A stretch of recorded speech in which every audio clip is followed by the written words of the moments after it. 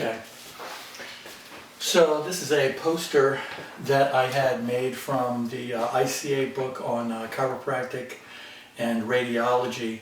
This was a functional MRI of the brain before the chiropractic adjustment and the brain after the chiropractic adjustment 20 minutes later. And it shows a huge change in activity of the brain. Wherever you see a point of light, that's blood flow in the brain, and the brain is recruiting different areas in order to handle the level of stress that this person is being given in the MRI tube. And they're being given the same level of stress on this side, but this is how little effort it takes the brain after the chiropractic adjustment to handle the same level of stress. So that bears upon the stories I'm about to tell you. Okay, so that MRI scan of the brain shows a huge change in brain behavior. And a researcher friend of mine, Richard Barwell, he had a researcher friend call him up and say that he saw as much brainwave change from one chiropractic adjustment as he saw in 50 to 200 sessions of meditation and biofeedback. And so this bears on a few stories that I want to tell. Don Harrison, the inventor of CBP Chiropractic, was called in on two cases. One was a woman, a neighbor of his, who fell backward off her porch and landed on her head and went into a coma. And so he gave her a chiropractic adjustment and got her out of the coma. And then in another story, he had some friends whose daughter was in a very bad car accident. I believe these are the details of it. But I do know that their daughter was in very bad shape in a coma, and they said that there's not going to be any hope for this gal. And so these were friends of Don Harrison, and they called him up. And he said, yeah, we'll give her a chiropractic adjustment, but you're going to have to get her out of the hospital. So here's what you do. You go there in the middle of the night, because as soon as you say, I'm going to remove my daughter from the hospital, they're going to tell you, they're going to call their lawyers, and they're going to get a judge, and you're not going to be able to do it. So he said, so go in the middle of the night when their lawyers are asleep and the judges are asleep. And luckily the husband, the father, was a big guy, so nobody was going to stop him. So he went into the hospital and got his daughter, and of course they were on the phones, and they drove straight from the hospital to Don Harrison's chiropractic office. And so the girl's in a coma, and she can't stand up in front of the x-ray. So he's holding her up in front of the x-ray tube so that somebody else can shoot the x-ray. And he said that her atlas was way out of place where the neck and the skull meet. So her atlas was extremely far out of place. So he put her on the chiropractic table, and he took his adjusting gun and adjusted her. And 20 minutes later, she came out of her coma. There's another great story of a guy, his name escapes me right now, but his parents were at Palmer College of Chiropractic, and this was back in the 50s, and so the mother and dad, it being very different parenting times back then, they went out for something and left the kids at the house. And the kids were playing on their bunk beds, and anyway, this fellow fell down and landed on his head. And when the parents came home, they found him on the floor, and his whole body was black and blue. So they rushed him to the hospital, and they said, I'm sorry, there's nothing you can do. Your son's gonna die during the night. So luckily, this guy's father was a student at Palmer College of Chiropractic, and he called a very famous guy on the faculty, Dr. Virgil Strang. And he said, Dr. Strang, here's what happened. And so Dr. Strang came to the hospital, and by that time they had stopped giving any care to their son, and he was on a gurney in the hallway in the hospital. And so Dr. Strang, felt his neck, and then he said to the father and the mother, okay, go to the corners and tell me if, anyone comes, and, give me the high sign. So they went to the corners, and Dr. Strang went over there and felt the kid's neck and gave him an adjustment. And so I think it was like age 3 or 2 when this happened.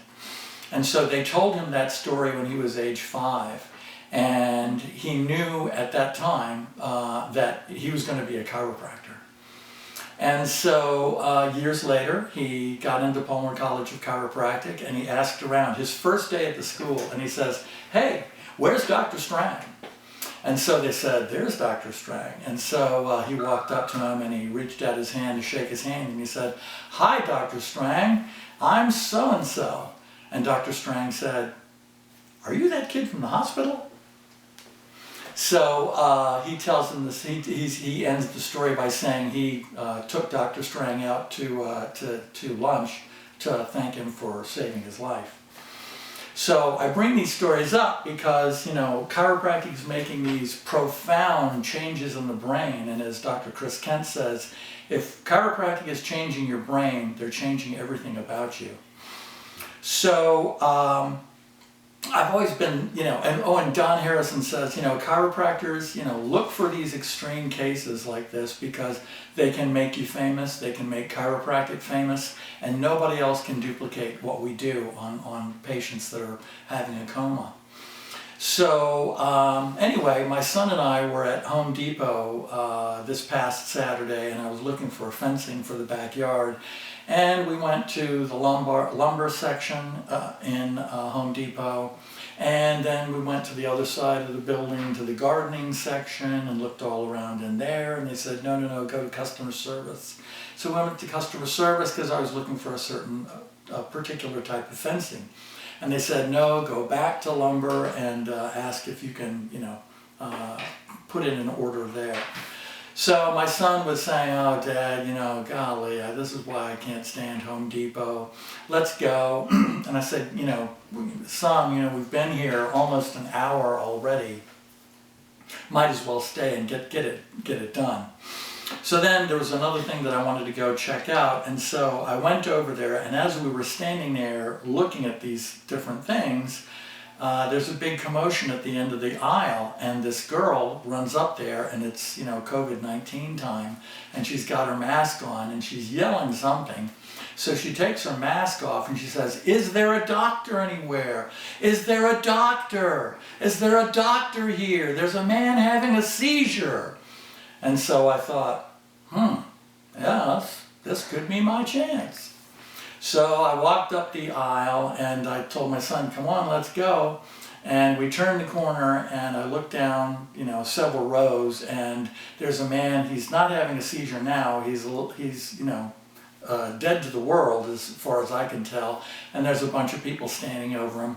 So I went over there and they said, yeah, he wasn't breathing, and his heart was irregular. So in any event, there was a gentleman standing over him, just being a good Samaritan. And so they had called for the EMTs, and I was convinced that the guy wasn't going to make it. So I said to the guy standing over him, I said, here, let me get in there, I'm a chiropractor. And as I went in, I'm thinking, oh my God, do I really want to risk this? Do I really want to risk giving this man an adjustment in these litigious times? So in any event, I said, I'll keep it subtle.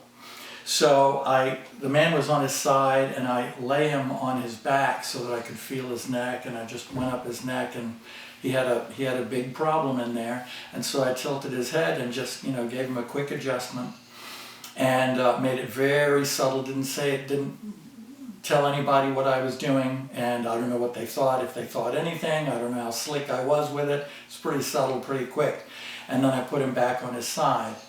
And it was like about, 1, 2, 3, 4, 5, 6, 10 count. And suddenly, the guy opens his eyes and he starts breathing again. And I just kind of made sure he was okay. And you know, we all had masks on because that was the only way you could get into the store.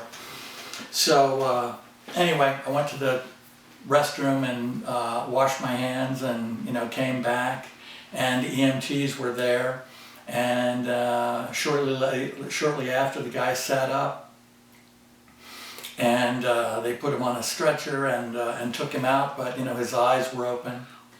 And oh yeah, I remember another story of a professor of ours, a young professor at Palmer College when I was there in the 70s. And he told us a story of he was on an airplane, and the stewardess comes and says, "Are there any doctors on the flight?" They said, "A man in first class is having a heart attack." And so he gets up, and another guy gets up, and they're walking up the aisle towards first class. And the guy says to the chiropractor, he says, "Did you bring your medical bag?" And he says, "Nope." So they walked up, and sure enough, there's a guy, you know, in his chair, and he's, you know, full-blown heart attack. So the MD, you know, kind of took his pulse and, you know, checked him out. There's nothing he could do, so he went back to his seat.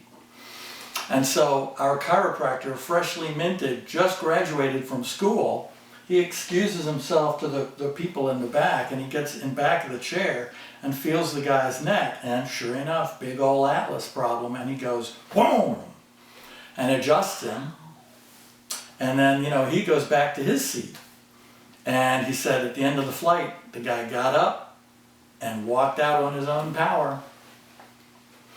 So yeah, these are good things, and nobody else can duplicate this stuff, and maybe this is what makes the difference for chiropractic.